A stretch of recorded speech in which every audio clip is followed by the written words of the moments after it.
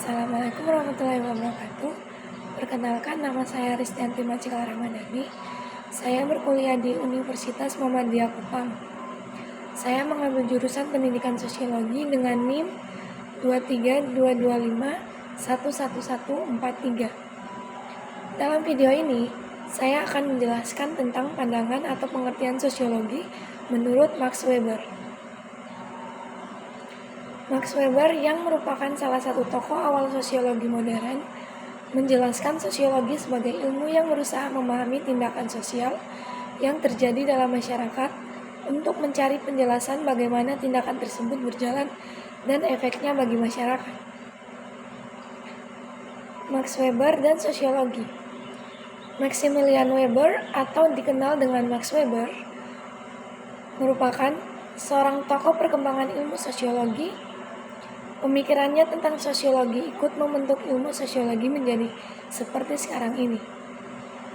Weber dilahirkan di Erfurt, Jerman pada 21 April 1864. Weber kemudian tumbuh menjadi salah satu peletak dasar ilmu sosiologi.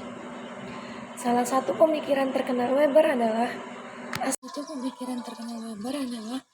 hubungan agama dengan tata kehidupan masyarakat. Salah satu buku Weber yang fenomenal adalah Etika Protestan dan Semangat Kapitalisme 1905.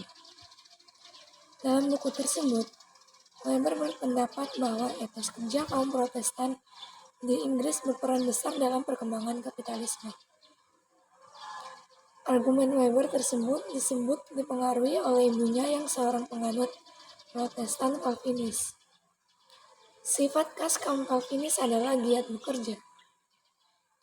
Bagi kaum Calvinis, bekerja giat dan menyimpan hasil kerjanya atau menimbun kekayaan adalah bentuk ibadah. Sifat tersebut yang menjadi dasar argumen Weber bahwa etos kerja Calvinis membuka jalan bagi sistem kapitalisme modern Eropa untuk berkembang. Hal tersebut diperkuat dengan penemuan Weber bahwa banyak pemilik modal di Inggris adalah penganut Calvinis. Agama dan perannya dalam pembentukan tata kehidupan masyarakat memang menjadi salah satu minat Weber. Selain Etika Protestan dan Semangat Kapitalisme, Weber juga menulis buku The Religion of China, Confucianism, dan Taoism 1951, Ancient Judaism 1952, dan Religion of India, The Sociology of Hinduism and Buddhism 1958. Akan tetapi hubungan agama dan masyarakat bukan satu-satunya sumbangan Weber dalam ilmu sosiologi. Dinukil dari modul pelatihan guru, mata pelajaran sosiologi SMA 2016 terbitan Kemendikbud, Weber memahami sosiologi sebagai ilmu yang menitikberatkan pada penjelasan sebab akibat sebuah fenomena sosial dapat terjadi. Hal tersebut membuat penelitian sosiologi yang dilakukan Weber erat dengan bidang ilmu sejarah. Seperti argumennya dalam Etika Protestan dan Semangat Kapitalisme, dalam buku tersebut Weber berusaha mencari sebab perubahan sosial masyarakat Eropa yang bergerak menuju kapitalisme. Calvinis dan kapitalisme. Ia meneliti sejarah perkembangan kaum Calvinis untuk mencari hubungan dengan perkembangan kapitalisme modern. Bagi Weber, sosiologi bertugas untuk mengisi ruang kosong dalam studi sejarah. Bila sejarah berusaha mencari penjelasan atas sebuah peristiwa penting dalam peradaban sebuah masyarakat, sosiologi bagi Weber mengisi ruang kosong berupa penjelasan hubungan peristiwa tersebut dengan perubahan sosial yang terjadi. Kedekatan Weber dengan sejarah dipengaruhi oleh perkembangan filsafat historisme di Jerman. Weber tentang kelas dan status sosial. Sumbangan lain Max Weber dalam ilmu sosiologi adalah Pendefinisian istilah kelas dan status sosial. Kelas dan status sosial tidak dapat dipisahkan dari sosiologi. Dua hal tersebut menjadi salah satu objek penting penelitian sosiologi. Kelas sosial dirumuskan Weber sebagai sekumpulan orang yang memiliki taraf ekonomi yang serupa. Orang-orang yang diklasifikasikan dalam sebuah kelas tidak terkait satu sama lain. Sebuah kelas sosial menurut Weber dapat dilihat dari hal-hal seperti kekayaan, pendapatan, atau pekerjaan sekumpulan orang tersebut. Sifat kelas sosial yang tidak terkait tersebut berbeda dengan sifat status sosial yang dijelaskan Weber sebagai sebuah komunitas orang memiliki dominasi di sebuah masyarakat. Orang-orang yang masuk dalam status sosial yang sama umumnya terkait satu sama lain. Status sosial yang dimaksudkan Weber misalnya seperti bangsawan. Bangsawan memiliki dominasi dalam masyarakat dan mereka berkaitan satu sama lain. Weber tentang tindakan sosial. Bagi Weber, objek utama sosiologi adalah tindakan sosial yang terjadi di masyarakat.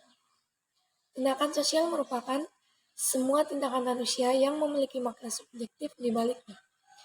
Dilansir dari buku Glosari Teori Sosial 2011 yang ditulis M. Taufik Rahman, Weber memberikan 3 karakteristik untuk menyebut sebuah tindakan dapat disebut tindakan sosial, yaitu 1. Perilaku tersebut mempunyai makna subjektif. 2. Perilaku tersebut memengaruhi perilaku-perilaku orang lain. 3. Perilaku tersebut dipengaruhi oleh perilaku-perilaku orang lain. Dan orasi tentang kemerdekaan yang dilakukan Soekarno pada masa awal revolusi kemerdekaan Indonesia dapat dijadikan contoh.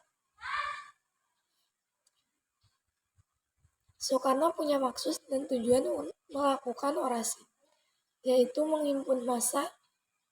Orang yang mendengarkan orasi tersebut terpengaruhi dengan tindakan Soekarno tersebut dan bergabung dengan gerakan kemerdekaan.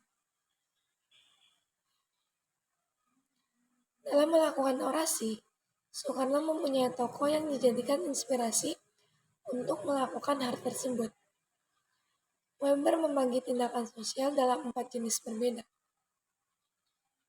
yaitu 1. Tindakan rasional atau tindakan instrumental. Tindakan rasional atau instrumental dijelaskan Weber sebagai setiap tindakan sosial yang tujuan dan cara pencapaiannya melalui pertimbangan yang rasional. 2. Tindakan berorientasi nilai.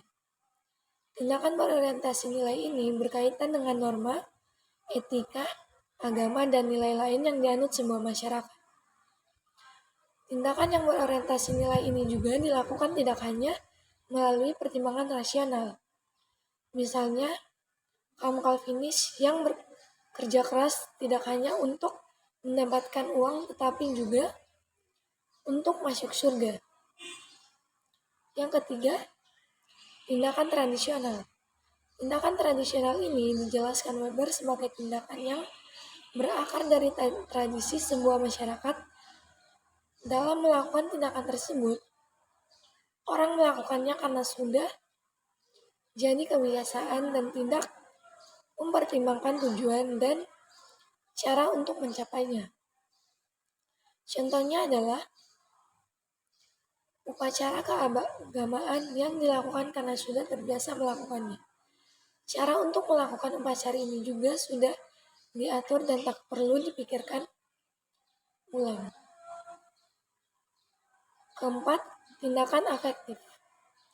Tindakan afektif didefinisikan Weber sebagai tindakan yang dilakukan sebagai reaksi terhadap emosi yang dirasakan seseorang.